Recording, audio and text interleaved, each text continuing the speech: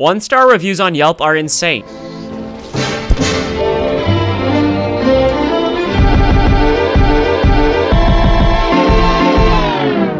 Is Ryan Trahan a criminal? Yes. Oh my goodness. Spoiler alert, yes he is. I think he's a criminal and I think he's going to prison. That's insane. Let me explain. The problem for Ryan is he's arguably committing a crime. He doesn't even know it. Have you ever left a 1-star review somewhere? I haven't. 1 star.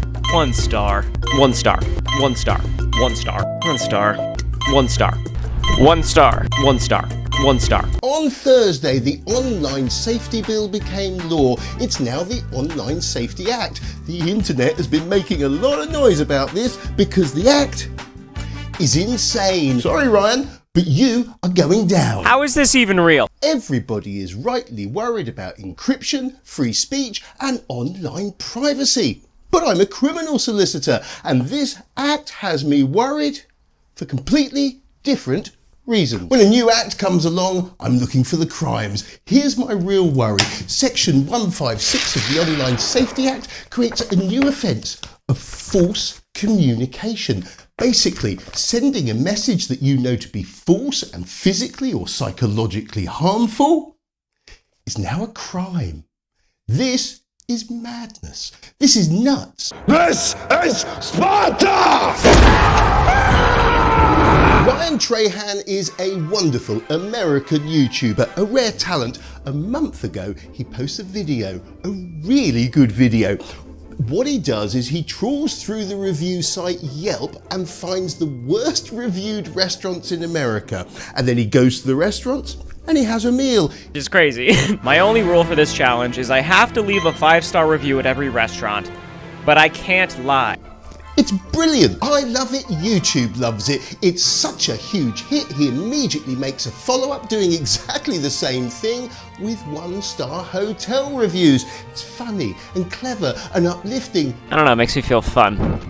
Like a fun person. Ryan's a YouTube genius. On camera, he's nervous and shy and uncomfortable and lovable. If you haven't seen it, watch it.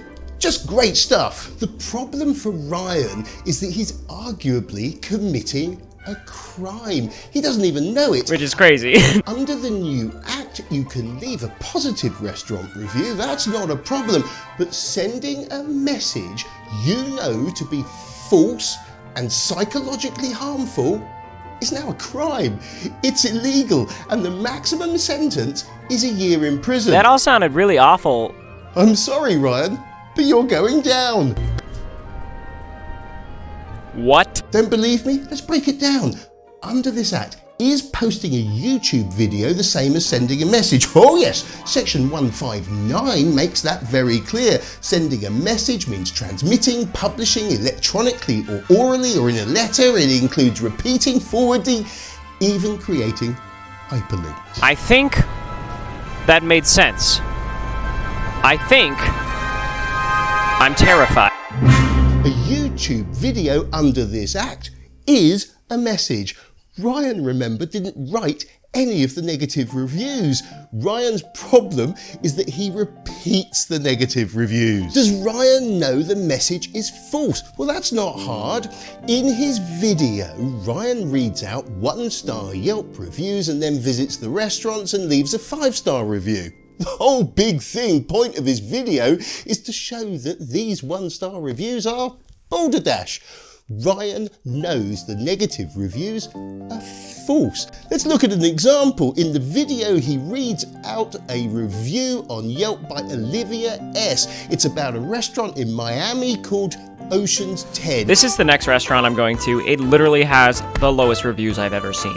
Question, how is the sanitation? Answer, awful. There are rats hanging from the ceiling. Ryan went to the restaurant. There were no rats hanging from the ceiling or anywhere else.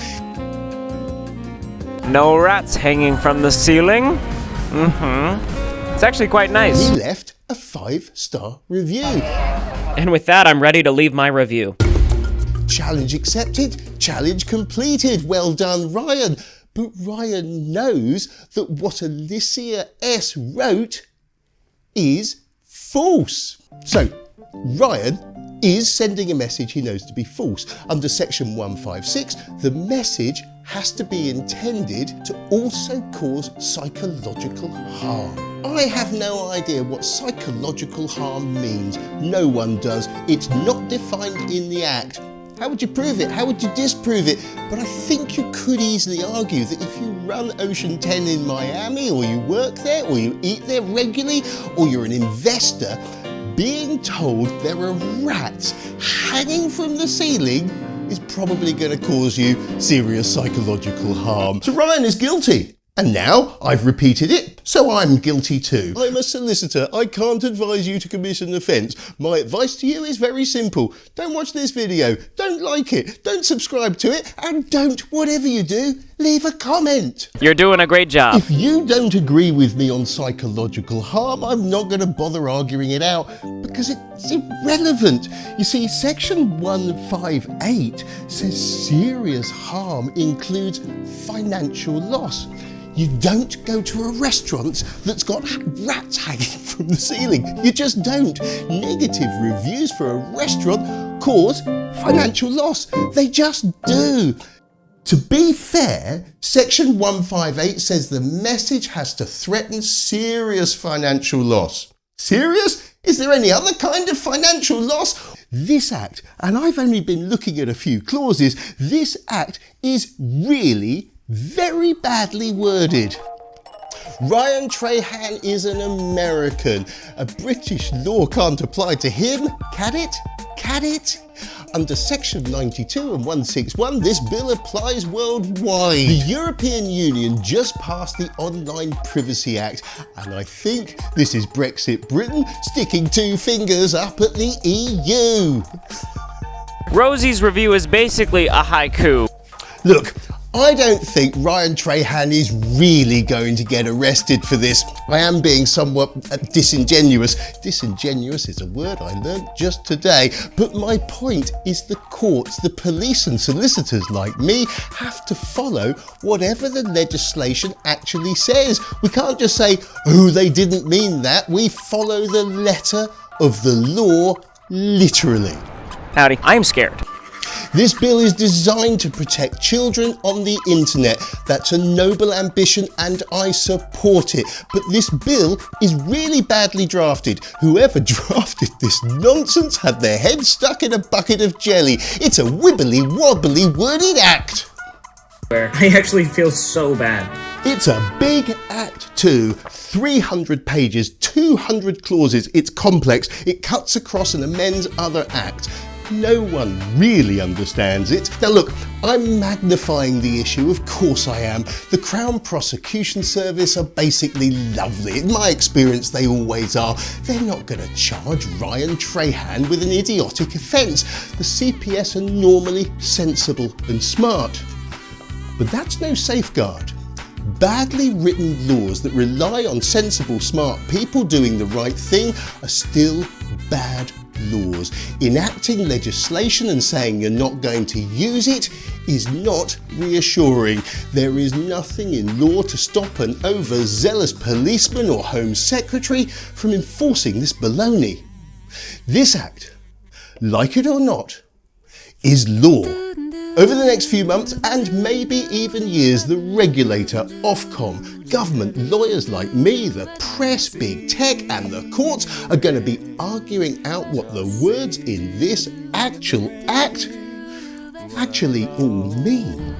I don't think it's going to be easy. Judging by what I've read so far, I'm not hopeful. This act took 6 years to draft under 5 prime ministers and frankly, it looks like a dog's dinner. Look, if Parliament wrote words good, then our children will be better protected online. But if Parliament wrote words bad, then innocent people like Ryan Trahan are going to get caught up in a legal nightmare he simply doesn't deserve. That was insane. I think it's high time that I wrote a review. Ryan Trahan, your videos satisfy my hunger for great content. 5 stars. Online Safety Act 2023. I can't stomach bad law. 1 star.